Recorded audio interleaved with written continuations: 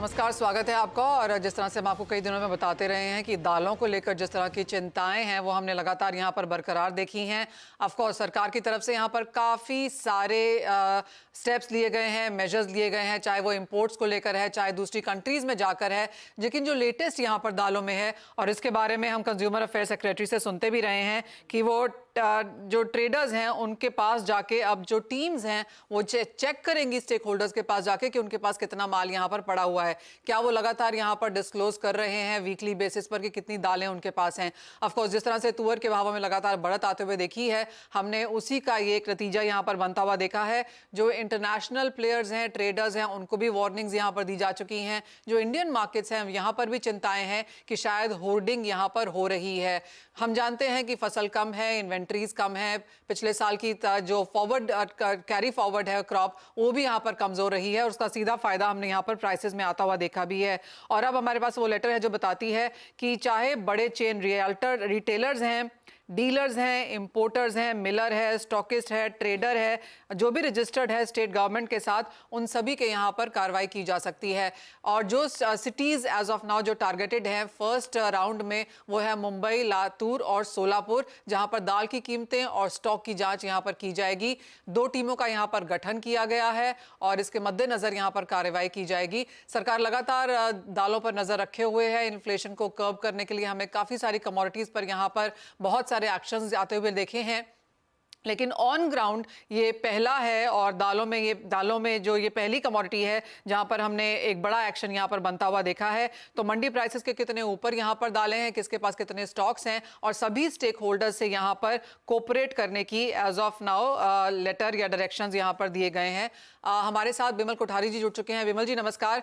बातचीत हम इसके बारे में करते रहे हैं और लास्ट टाइम आपने कहा भी था कि जिनके ऊपर सरकार को खबर है वहीं पे काम होना चाहिए, पूरे स्टेक होल्डर्स के ऊपर इस तरह से एक्शन नहीं लेना चाहिए। लेकिन जो लेटेस्ट इंफॉर्मेशन हैं, जो लेटेस्ट लेटर्स भी हैं एक्सेसिबल, उसमें ये माना जा रहा है कि सभी स्टेक होल्डर्स के ऊपर मुंबई, लातूर और सोलापुर में इस तरह के एक्शंस और इस तरह की कार्रवाई की जा सकती है। धन्यवाद मनीषा जी। ये जो हमने पिछले कुछ दिन पहले ही बात की थी जी। जो सरकार का जो ये एक्शन है, और आज इन्होंने 2 दिन से इनकी टीम जो है बम्बई में और लातूर और सोलापुर और इवन चेन्नई में भी वो टीम वहाँ विजिट उन्होंने किया है जी। कल बम्बई मार्केट में यहाँ पे थे वो। और लेकिन वो कुछ एक स्टेक होल्डर्स के पास में गए हैं, जो कुछ जो ट्रेडर्स और इम्पोर्टर्स उनके पास गए हैं, उन्होंने उनका स्टॉक वेरीफाई किया है। और बेसिकली वही जानना चाहते हैं कि जो सरकार का डायरेक्शन है कि आप स्टॉक को डिक्लेयर करें, वो डिक्लेयर हो रहा नहीं हो रहा है। तो मेरा ऐसा मानना है कि ट्रेड के मोस्टली ऐसा कोई भी नहीं होगा जो ट्रेड को जो स्टॉक डिक्लेयर नहीं कर रहा है। तो उन्होंने देखा और प्राय सबका पाया कि सभी स्टॉक डिक्लेयर कर रहे हैं। कोई टेक्निकल छोटे मोटे कोई इश्यूज है जो उन्होंने सजेस्ट किया, तो इस तरह कोई हार्श एक्शन हम नहीं देख रहे हैं।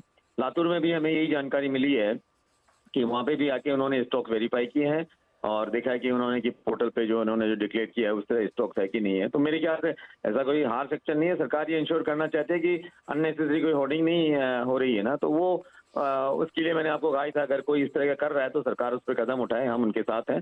लेकिन अदरवाइज इन जनरली हम देख रहे हैं कि जो व्यापारी वर्ग है वो सब स्टॉक डिक्लेयर कर रहे हैं और सभी जानते हैं कि सरकार को इसकी जो प्राइस राइज हो रहे हैं तुअर में खासकर, बाकी दालों में कोई खास प्राइस राइज नहीं है। हालांकि मैंने पिछली बार भी आपको कहा कि दालों के प्राइस के बारे में जो बात हो रही है उसमें काफी ज्यादा हाइप क्रिएट कर दिया गया है।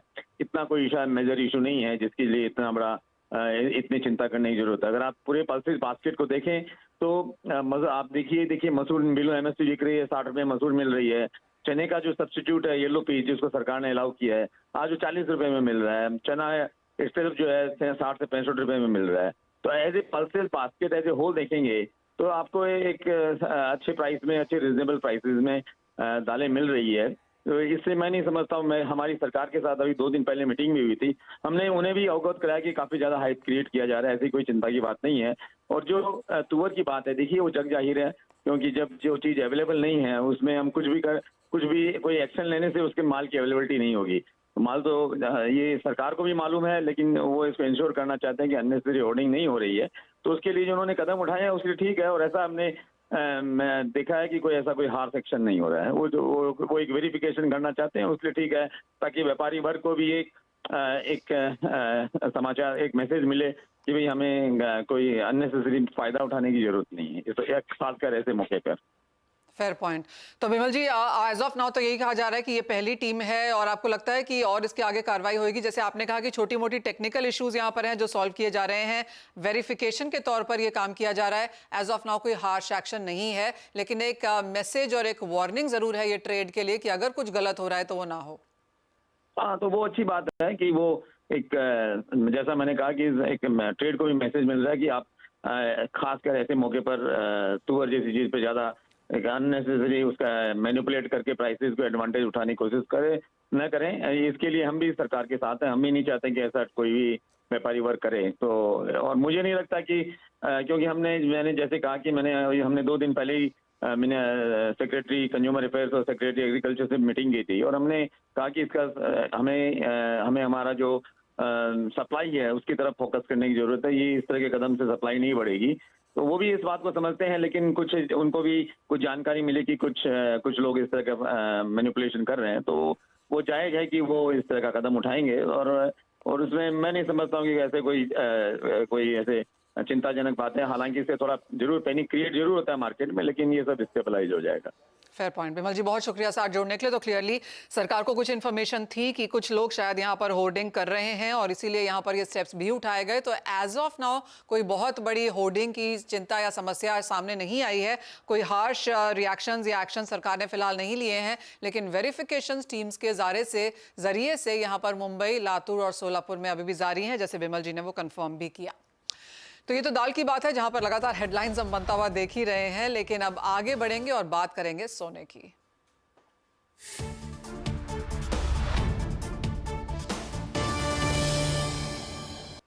और हमारे साथ एक्सक्लूसिव तौर पर जुड़े हैं वर्ल्ड गोल्ड काउंसिल के सीईओ इंडिया सचिन जैन। सचिन नमस्कार। सबसे पहले तो कंग्रेचुलेशंस, आपने वर्ल्ड गोल्ड काउंसिल पे हेड का पदभार यहां पर संभाला है, और ऐसे समय पर जब सोना यहां पर ऑल टाइम हाइज के आसपास है और सोना बहुत वॉलेटाइल भी है।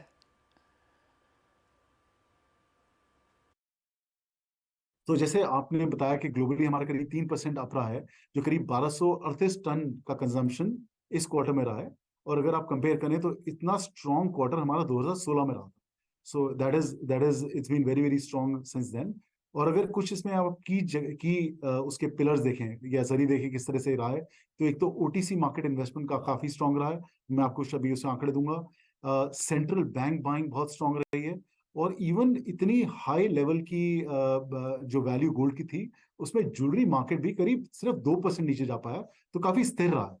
तो ये ओवरऑल रहा है। इसके अलावा एक जो चीज हमने देखी है वो टेक्नोलॉजिकल जो कंजम्पशन गोल्ड का होता है टेक्नोलॉजी प्रोडक्ट्स को लेके, क्योंकि अभी नए माइक्रोचिप्स आए हैं जो एआई लेड, उसमें गोल्ड एप्लीकेशन काफी ज्यादा है, और करीब 10% हमने बढ़ोतरी उसमें देखी है।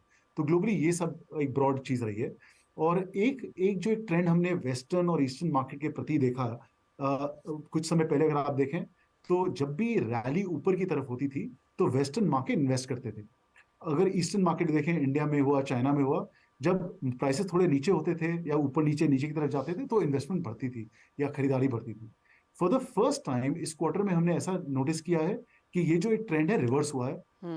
As the price was going up, तो जो ईटीएफ्स हैं जो वेस्टर्न मार्केट्स के, उन्होंने इनकैश किया है, और हमारी तरफ जो ईस्टर्न वर्ल्ड में है, ये as the price is gone up, the investment और इस पे एक सर्जेंसी आई है। तो ये ब्रॉड चेंज हमने देखा। अब थोड़ा सा इंडिया के बारे में बात करते हैं। तो इंडिया में हमारा जो पहला क्वार्टर रहा है, ये करीब 136 टन की हमने कंजम्पशन करी है, जो करीब 8% ज्यादा रहा है सेम क्वार्टर लास्ट ईयर से, जो उस समय करीब आप समझिए कि करीब 126 टन के करीब था। लेकिन क्योंकि वैल्यू ऑफ गोल्ड काफी डिफरेंट है दोनों सालों में, तो जो ये ग्रोथ हमने देखी है वो इसके जो नेट हमारा जो वैल्यू निकली है गोल्ड की, वो करीब 75,470 करोड़ का बिजनेस हमने पहले क्वार्टर में देखा इंडिया में in the first quarter, which compared to the last year has been about 20 to 21% up. So value wise काफी हमने ज्यादा बढ़ोतरी देखी। ज्वेलरी में करीब even with the prices going up, और आपको शायद याद हो कि फरवरी में प्राइस एक डिप आया था, तो एक नेट जो क्वार्टर में हमने देखा करीब 4% बढ़ोतरी हमने इसमें देखी, जिसमें करीब 95.5 टन की कंजम्पशन ज्वेलरी में रही। लेकिन वैल्यू वाइज ये करीब 16% अप थी। क्योंकि इसमें अगर आप देखें तो 52,750 करोड़ का बिजनेस ज्वेलरी में हुआ है। और ये जो मैं वैल्यू बोल रहा हूँ, ये बिल्कुल वैल्यू ऑफ गोल्ड बोल रहा हूँ, without taxes, without custom duty, so the value of gold is what I am talking. Absolutely Sachin, बहुत अमेजिंग नंबर्स यहाँ पर देखने को मिले हैं। और एक और अमेजिंग नंबर है इन्वेस्टमेंट डिमांड को लेकर, जहां पर हमने करीबन 19% का इजाफा आते हुए देखा है। तो क्लियरली बढ़ते सोने ने यहाँ पर, चाहे वो फाइनेंशियल एडवाइजर्स हैं या फिर कंज्यूमर्स हैं, सभी ने सोने को एज एन इन्वेस्टमेंट अब देखा है। और मनीषा, आपने बहुत अच्छा बोला कि इस, और जबकि आपने बोला कि investment of bars and gold coin, दो अगर देखें, bars and gold coin itself करीब 19% वेट में बढ़ोतरी रही है। और अगर आप वैल्यू वाइज देखें तो करीब 22,750 करोड़ का इसमें इन्वेस्टमेंट रहा है, जो वैल्यू वाइज करीब 32% ज्यादा रहा है पिछले क्वार्टर से। तो आप देखें, value wise the investment in bars and gold coins has been very strong, और इसके काफी जरिए रहे हैं। आपने मेंशन किया ईटीएफ, ईटीएफ में भी हमने करीब जो एयूएम रहा है उसको हमने बढ़ोतरी देखा है ऑलमोस्ट 4 टन से। तो it is overall a very robust time. And why is that? अगर आप पूछे क्यों ऐसा, तो जो स्तंभ है, जो एक एनवायरनमेंट है जिससे गोल्ड के प्राइस का असेसमेंट होता है, इज बीन वेरी स्ट्रांग। अगर आप रिटर्न देखें गोल्ड का ईयर ऑन ईयर, पिछले 3 से 4 हफ्ते को हटा दें एक बार को, तो अगर आप ईयर ऑन ईयर ग्रोथ भी देखें, that is been very consistent and strong. अगर आप देखें कि जियो पॉलिटिकल सिचुएशन है, उस पर भी काफी इंपैक्ट आ रहा है। और जी हाँ, एक central bank buying has been very consistent. Absolutely. जैसे जैसे आप कह रहे हैं सचिन कि जहां भी देखा जाए बहुत ज्यादा तेजी यहां पर देखने को मिली है, लेकिन एक और नंबर आपके सामने रखना चाहेंगे और वो है रिसाइकल गोल्ड का। Even as gold all time highs पे था, हमने रिसाइकल गोल्ड में कोई बहुत ज्यादा इजाफा आते हुए नहीं देखा। 10% परहैप्स एक almost as a normal number है। नहीं, मगर आप देखिए मनीषा, इसमें अगर आप देखिए रिसाइकलिंग में बड़ा अच्छा एक हम लोगों ने एक चीज नोटिस करी है। अगर आप हिस्टोरिकली देखें, जब गोल्ड प्राइस बढ़ता था तो एज ए ज्वेलर आपको एक अपनी लिक्विडिटी बढ़ा के रखनी पड़ती थी, क्योंकि कंज्यूमर कई सारे आके इन कैश करते थे। इस बार जो हमने नोटिस करी चीज, वाकई आपने जैसे बोला 10% in in volume and value wise much higher recycling is happened. लेकिन अगर उसमें हम आप एक ट्रेंड देखें, तो कंज्यूमर ने आके गोल्ड से गोल्ड ही खरीदा है, गोल्ड से इनकैशिंग नहीं करी है। So the belief on the category, जो हमारे एक कॉन्फिडेंस है गोल्ड पे, वो अभी भी बहुत स्ट्रांग है। और particularly rural India, which is tier 4, tier 5, tier 6 markets में, ये हमने एक ट्रेंड ही देखा है कि बहुत रिसाइकलिंग हुई, लेकिन recycling gold to gold. Alright, तो जैसे आपने कहा कि इंटरेस्ट यहाँ पर काफी ज्यादा है, अब अक्षय तृतीया से क्या एक्सपेक्टेशंस हैं यहाँ पर, पिछले साल के कंपैरिजन में देखा जाए या फिर करंट प्राइस वैल्यूज पे देखा जाए, किस तरह की लोग खरीदारी करेंगे? आपने बिल्कुल सही कहा मनीषा। अभी अभी क्योंकि हमारे एक प्राइस सेंसिटिविटी रहती है एक इंक्रीज प्राइस पे, हमारा सोचना ये है कि एक कंसिस्टेंट अगर एक मार्केट रहे तो उसमें कंजम्पशन बहुत स्ट्रांग रहेगी। हमारे आंकड़े फॉर द ईयर के, हमारे जो प्रोजेक्शन है वो 700 से 800 टन के बीच में है ना। अगर 700 से 800 टन में कैसे, अगर काफी वॉलेटिलिटी रही, काफी प्राइसेस ऊपर गए, तो समझिए 700 टन। और अगर एक कंसिस्टेंसी रही और एक स्टेबिलिटी रही, तो समझिए on the higher side of 800 ton.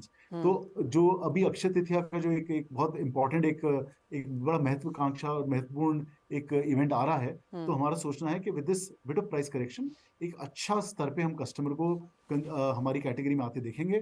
और प्रिपरेशन रिटेलर्स की काफी अच्छी है, काफी अच्छी बात स्ट्रांग है। है। और तो ये जो जी, तो सचिन, जैसे आपने कहा कि 700-800 टन इस साल भी यहाँ पर आ जाएगा, मेरा एक फाइनल सवाल है आपसे, और वो maturity of the gold market को लेकर है। ट्रांसपेरेंसी है, हॉल मार्किंग हमने आते हुए देखी है, आईपीओज इतने सारे आए हैं, इतने सारे और पाइपलाइन में भी हैं। आप कहेंगे फाइनली एक मैच्योर सेक्टर की तरफ से अब यहाँ पर गोल्ड उभर रहा है? मनीषा, एक विलिंगनेस मैं पहली बार जो देख रहा हूँ फ्रॉम अ गवर्नमेंट और रेगुलेटर पर्सपेक्टिव, और विलिंगनेस फ्रॉम द इंडस्ट्री, जो हम एक प्रकार से अपने को चेंज करने को रेडी हैं, जिससे कि एक कस्टमर को कॉन्फिडेंस दिया जाए, एक ट्रांसपेरेंटली हमारा प्रोडक्ट दिया जाए। एक बहुत अच्छे स्तर पर चल रही है ये बातचीत। तो एक रिटेलर हुए जो ट्रांसपेरेंटली माल बेचना चाहते हैं, या फिर जो ईटीएफ प्रोवाइडर्स हैं, जो फाइनेंशियल इंस्ट्रूमेंट्स हैं, उनमें भी अगर आप देखेंगे अभी आने वाले समय में बहुत अच्छे ऐसे प्रोडक्ट्स आएंगे, जिससे एक यंगर ऑडियंस हमारी कैटेगरी को कंसिडर करेगी। लाइक आपकी आज की डेट में इट विल नॉट, ऐसा नहीं है कि सिर्फ आप एक ट्रेडिशनल माइंडसेट से ही गोल्ड में लगाएंगे। एज ए यंग माइंडसेट आप देखेंगे कि जो अभी प्रोडक्ट्स में वर्क चल रहा है, उससे काफी अच्छा एक प्रोग्रेस आना चाहिए। लेकिन एक ग्रोथ जो मैं देख रहा हूँ एक फाइनेंशियल सेक्टर एरिया में, ग्रोथ ऑन ऑन मानिए आपके डाइवर्सिफिकेशन ऑफ योर पोर्टफोलियो कहिए, या एक कॉन्फिडेंस गोल्ड को लेके कहिए, काफी स्ट्रॉन्ग इज व्हाट वी जो आगे वाले महीनों में और आगे वाले साल में हम लोग देख रहे हैं। और रेगुलेटर में, गवर्नमेंट में, जो फाइनेंशियल इंस्टीट्यूशन में बहुत एक विलिंगनेस है इस एरिया को एस्टैब्लिश करने की, और आप काफी इसमें एक रिजल्ट्स और एक ऑप्शंस और अपॉर्चुनिटी देखेंगे। ऑलराइट, तो काफी पॉजिटिविटी यहाँ पर सोने के बाजार में आती हुई और बहुत ही strong numbers world gold council की तरफ से फर्स्ट क्वार्टर के लिए। बहुत शुक्रिया सचिन आपका साथ जोड़ने के लिए, एंड वंस अगेन कांग्रेचुलेशंस आपका जो नया पदभार है जो आपने वर्ल्ड गोल्ड काउंसिल में यहाँ पर संभाला है। लेकिन इसी के साथ एक ब्रेक के लिए रुकेंगे, जब लौटेंगे तो बात करेंगे यहाँ पर स्ट्रैटेजीज की।